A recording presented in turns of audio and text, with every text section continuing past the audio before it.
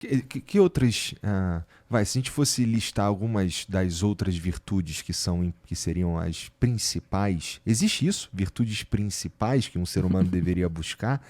E se sim, me diz algumas. Bom, se a gente fosse apoiar numa visão platônica, Platão fala muito da ideia do bem. É como se a ideia do bem, o bem, fosse, na verdade, a única virtude. Aham. Quando essa virtude toca a relação entre dois seres humanos, pode se tornar amor. Pode se tornar justiça quando aí há algum problema de alguma rusga, né?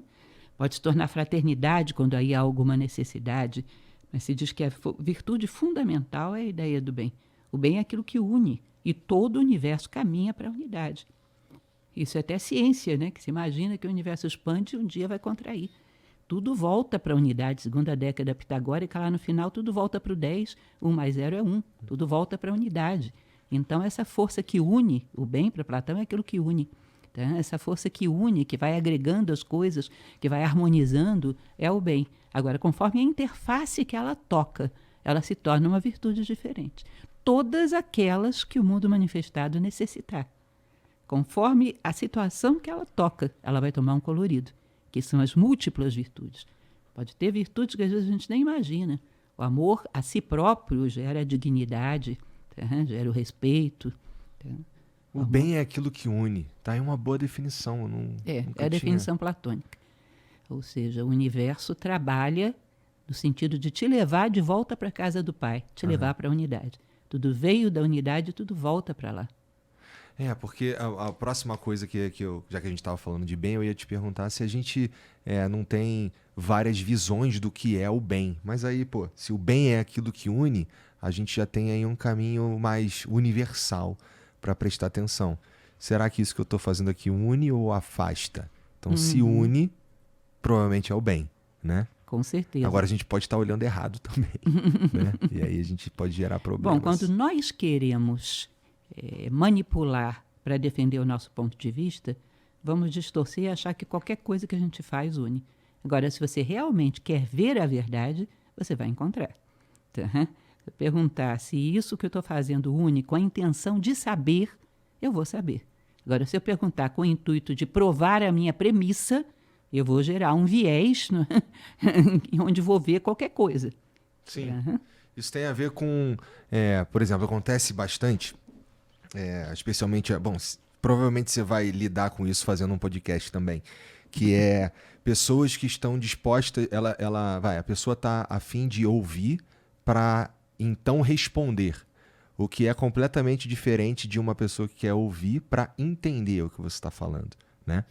Então, que tem mais ou menos a ver com isso, que é como é que você vai tirar algum valor daquilo que está sendo dito para você ou daquela ideia que está sendo posta, se você é como se fosse uma pedra e a água está batendo naquela pedra ali e não tem efeito.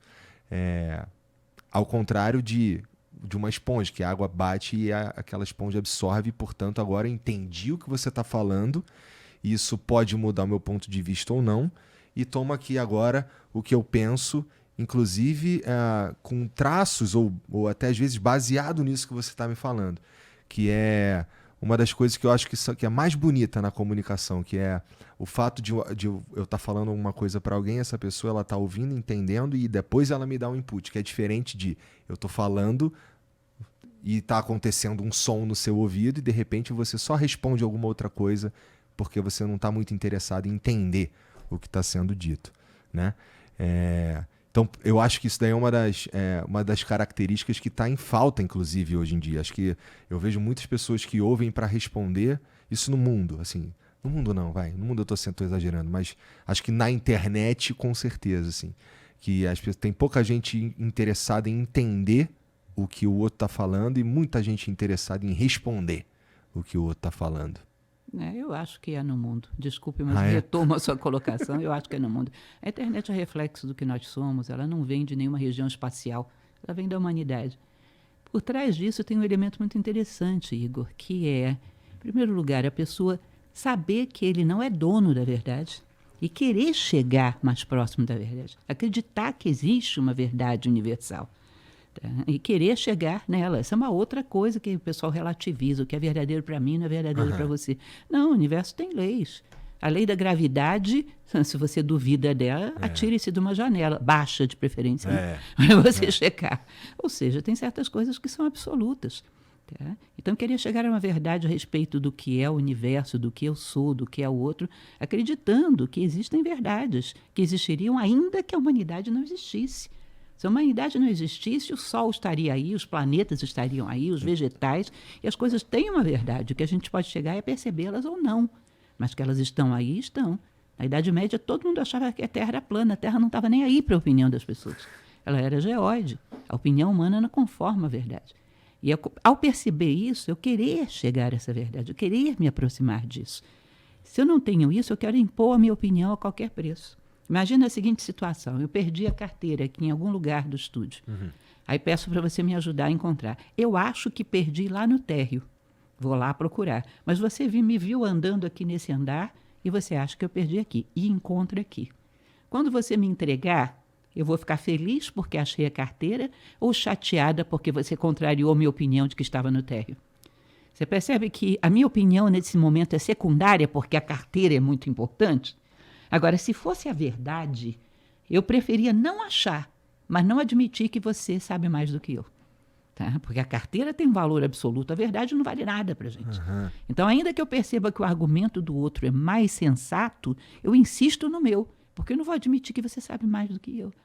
Tá? Isso deixa a gente freado, não crescemos. Queria saber, amar o mistério do universo, saber o que ele é. Tá? Fazer-se filho do mistério, né? Queria saber o que ele é, queria se aprofundar na realidade das coisas, e não o meu reflexo em cima das coisas, o reflexo dos meus interesses. Parece que tudo reflete o meu retrato, os meus interesses, a minha personalidade, tudo é distorcido por isso. Não, eu quero tirar o meu reflexo das coisas e ver o que elas são em si. Tá? Eu sei que eu não sei. E eu quero chegar mais próximo da verdade das coisas. E aí, se você me diz uma direção que contraria a minha, e eu vejo que você sabe mais do que eu, que ótimo que você entrou na minha vida. Você me aproximou da verdade. Agora, se eu não tenho amor nenhum à verdade, é bate-boca. Eu vou querer impor a minha opinião, por muito que eu até saiba que ela não leva a lugar nenhum. Fico perguntando nessas discussões, nesses debates que existem hoje em dia, será que as pessoas não sabem que a posição delas não leva a lugar nenhum? Ou elas estão iludidas de que realmente aquilo é a verdade? Quem é que está preocupado com verdade hoje em dia? Verdade é aquilo que atende ao seu interesse, às suas conveniências. Tá? Então é muito complicado a gente crescer nesses termos. Você acha, professora, que isso daí faz parte daquela alienação que a gente estava falando lá no começo, não faz? Assim, falta a gente, como sociedade, a gente age dessa forma porque a gente não percebeu que a gente devia estar caminhando em direção a uma evolução, ou ao conhecer nós mesmos e, portanto, conhecer Deus, como a gente já estava falando aqui. E esse é o maior problema da humanidade hoje, não é? É essa alienação que tem todas essas ramificações perversas, no fim das contas, não é? No final das contas, o que você percebe é que seres humanos que não estão no momento de despertar sempre existiram na história. Agora, o que colocam Platão é que as pessoas que estão buscando, que já despertaram, os homens de boa vontade, né, como diz a tradição cristã, deveriam ajudar esse pessoal, conduzir. Agora, quando você coloca diante da sociedade os mais alienados que tem, aí é complicado, né? Porque aí vão puxar na direção do que eles são. Porque a gente não pode querer que a humanidade inteira desperte para querer saber o segredo do universo da noite para o dia. Todo mundo tem o seu processo, tem o seu tempo. Todo mundo vai despertar, mas todo mundo tem o seu tempo. Agora, quem vai na frente deveria ser uma pessoa que está incentivando para isso, né? Mas tem gente que sai do verde pro podre direto também, não tem? Isso é uma frase, inclusive, da alquimia medieval. Há certas Foi você que disse, eu ouvi você falando. É por isso, né? Você é danado. Existe isso aí mesmo. Mas não é assim, não é que eu cansei de conhecer gente assim, mas assim, na minha experiência já vi. Pessoas que têm muito daquilo que você falou lá no começo da nossa conversa, que é o imutável. O cara que é colérico e para sempre será colérico, porque ele acredita que se ele é assim, se nasceu assim, vai morrer assim e tudo mais. Então essa ideia de que eu já vi essas pessoas de que importância. É que você falou que todo mundo despertará. Será que todo mundo despertará? Em algum momento, sim. Isso está no DNA da humanidade. Em algum momento despertará. Agora, se você... Imagina, tem uma frase de Epiteto, um estoico, que ele diz que as sementes de grandeza no homem necessitam de uma imagem para florescer e germinar. Eu sou uma pessoa que estou acomodada com a minha cólera, com as minhas implicâncias, com o meu egoísmo. Mas se quem me conduz lá na frente, se os personagens que são tomados como modelos pela sociedade são pessoas que estão lutando e eu estou vendo que estão se tornando melhores, opa, não é bem assim, olha, eles estão mudando. Alguma duvidazinha não vai dizer que eu mude muito rapidamente, porque o ritmo quem dá sou eu. Mas alguma duvidazinha, alguma inquietude, isso vai despertar em mim.